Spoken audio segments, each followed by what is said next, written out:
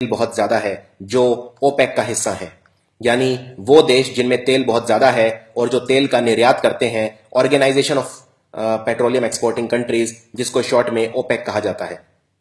इसमें Iran, Iraq और Saudi Arabia तीनों से हम बहुत ज्यादा तेल खरीदते हैं, खासकर सऊदी अरेबिया और इराक से। लेकिन ईरान से भी हम अब बहुत ज्यादा तेल खरीदने लगे हैं, खासकर पिछले 15 सालों में।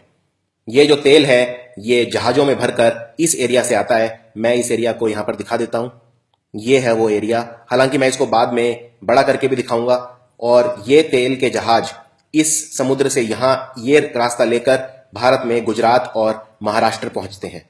गुजरात में कई बंदरगाह हैं जहां ये पहुंचते हैं, जैसे कांडला, मुंद्रा पोर्ट एक्सेट्रा, और महाराष्ट्र में नाहवा शेवा, मुंबई पोर्ट एक्सेट्रा। तो ये वो रास्ता है जो भारत के लिए बहुत ज्यादा इंपॉर्टेंट है। पाकिस्तान में ये है ग्वादर का बंदरगाह। ये है ग्वादर का बंदरगाह। यहां से लेकर एक सड़क बनाई जाएगी, एक रास्ता बनाया जाएगा जो पूरे पाकिस्तान को क्रॉस करता हुआ चाइना में कशगार तक पहुंचेगा। इसे नाम दिया गया है चाइना पाकिस्तान इकोनॉमिक कॉरिडोर। मैं रिपीट करता हूं, पाकिस्तान में ग्वादर से होता हुआ पूरे पाकिस्तान को क्रॉस करके और यह पहुंचेगा चाइना। इसको नाम दिया गया है चाइना पाकिस्तान इकोनॉमिक कॉरिडोर। तो इसको मैं बड़ा करके दिखाता हूं। यह है चाइना पाकिस्तान इकोनॉमिक कॉरिडोर। यह है ग्वादर का बंदरगाह और यहां से यह रास्ता पूरा ऐसे जाएगा। हालांकि यह रास्ता सिर्फ सड़क का नहीं बना होगा, कई जगह यहां पर पहाड़ों को चीरकर गुफाएं बनाई जाएंगी, टनल बनाई जाएंगी, जिनमें से आसानी से यातायात हो सके। इसके अलावा कई जगह पर स्ट्रैटेजिक रेलवे स्टेशन भी बनाए जाएंगे, रेलवे की पटरियां बिछाई जाएंगी, क्योंकि कई जगह ऐसी हैं जहां पर रोड बनाना संभव नहीं है और कई ऐसी जगह है जहां पर स्ट्रैटेजिक एयरपोर्ट भी बनाए जाएंगे। तो ओवरऑल आइडिया यह है कि ग्वादर को कशगार से कनेक्ट करना है।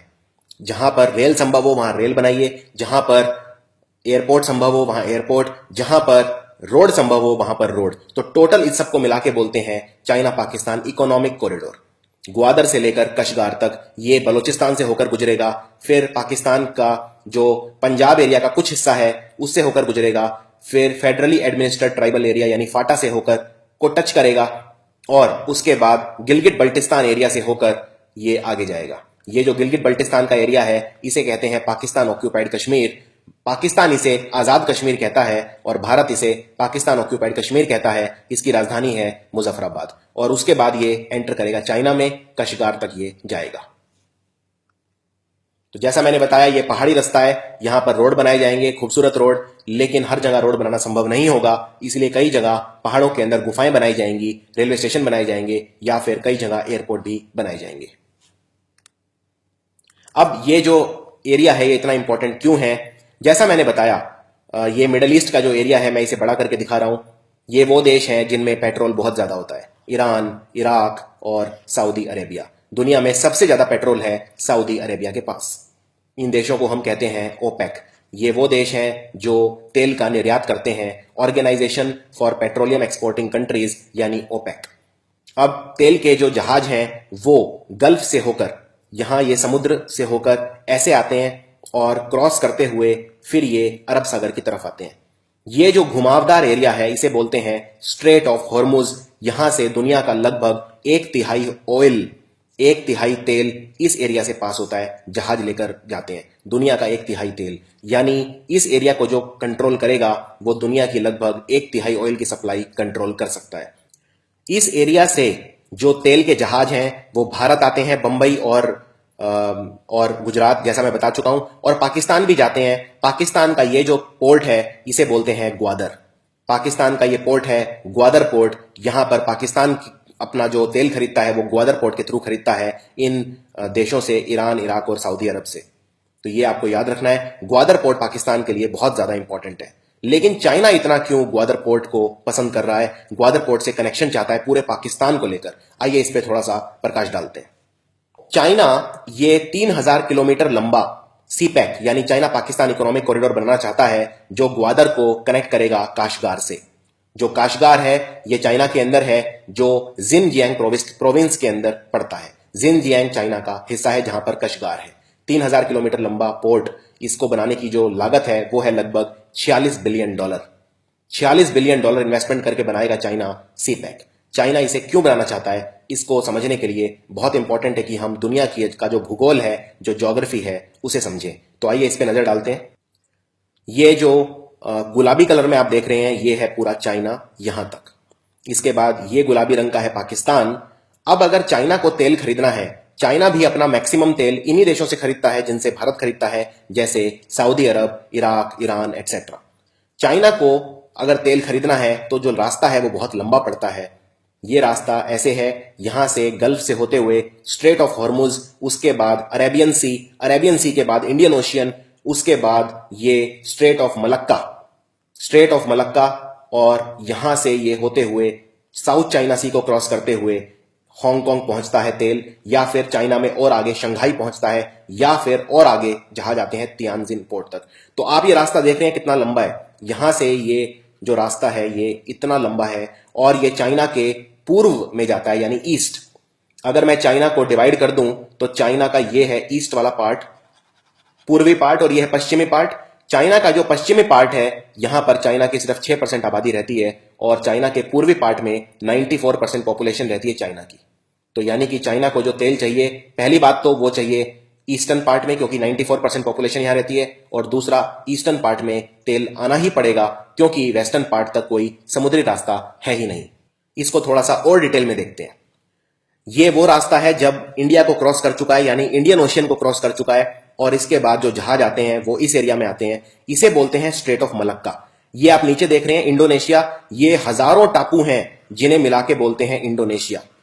लगभग 17,000 से ज्यादा आइलैंड हैं, इन्हें मिला के इंडोनेशिया बोलते हैं। और इंडोनेशिया का ये बहुत फेमस आइलैंड है, इसे बोलते हैं सुमत्रा।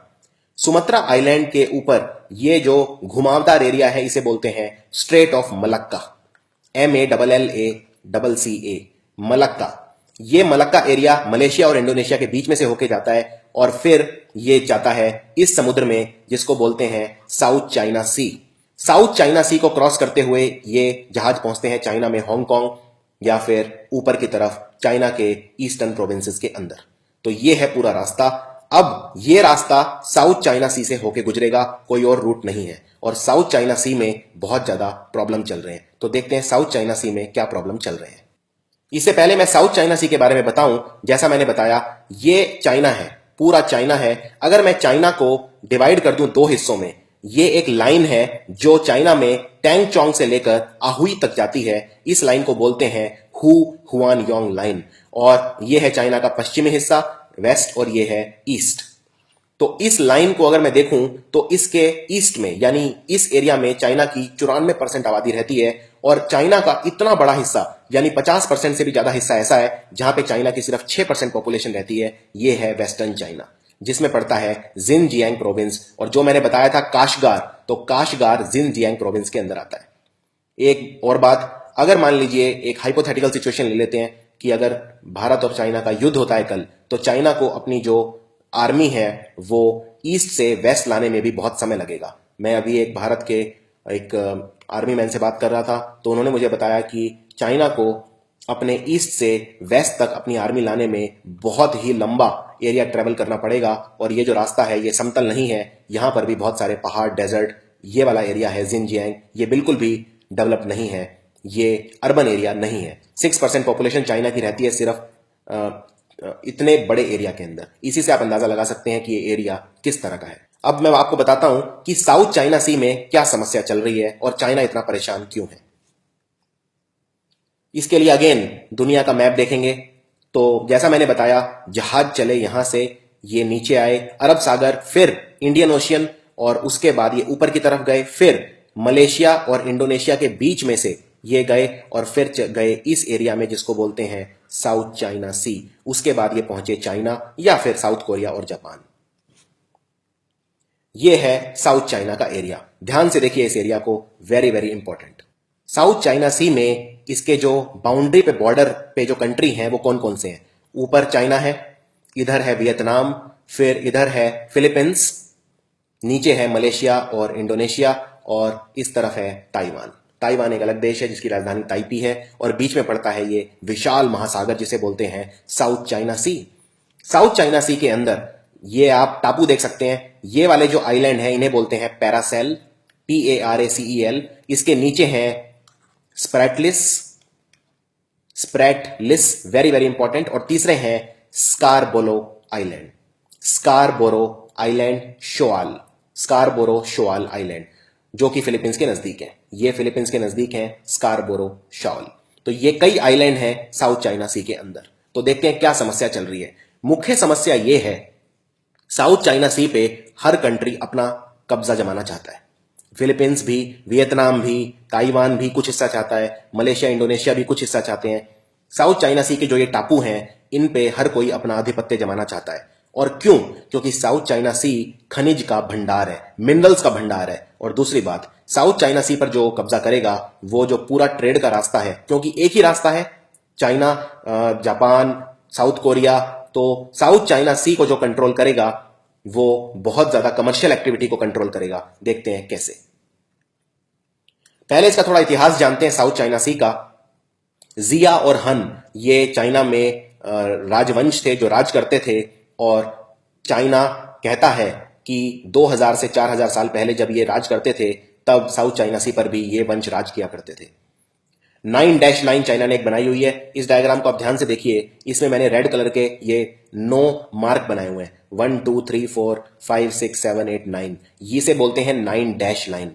9 डैश बनाए हुए हैं, यानी ज्यादातर जो साउथ चाइना सी का हिस्सा है, चाइना कहता है कि जो 9 डैश लाइन है ये हमारी है, लेकिन दूसरे कंट्री इसे रिकॉग्नाइज नहीं करते।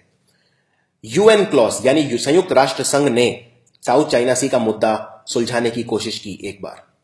उन्होंने इसको साउथ चाइना सी को बंटवारा किया कई देशों के अंदर, लेकिन जो बंटवारा किया उससे ज्यादातर देश नाखुश हैं। यूएन क्लॉज को बोलते हैं United Nations Convention on the Law of the Sea. 21 century के अंदर अभी लेटेस्ट क्या चल रहा है साउथ चाइना सी में?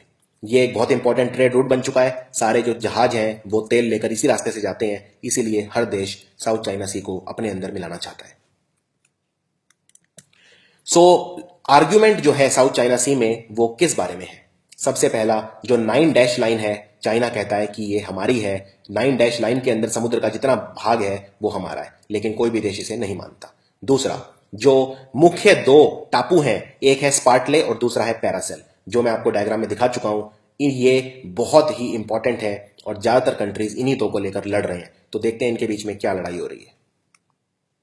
ये है पैरासेल और स्पार्टले, इनको लेके क्या लड़ाई है? इनको लेके लड़ाई ये है, चाइना कहता है कि पूरा का पूरा साउथ चाइना सी मेरा है।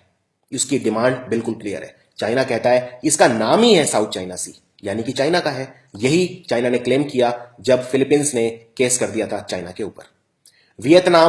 वियतनाम कहता है कि जो स्पार्टले और पैरासेल टापू हैं वो 17वीं शताब्दी से हमारे हैं।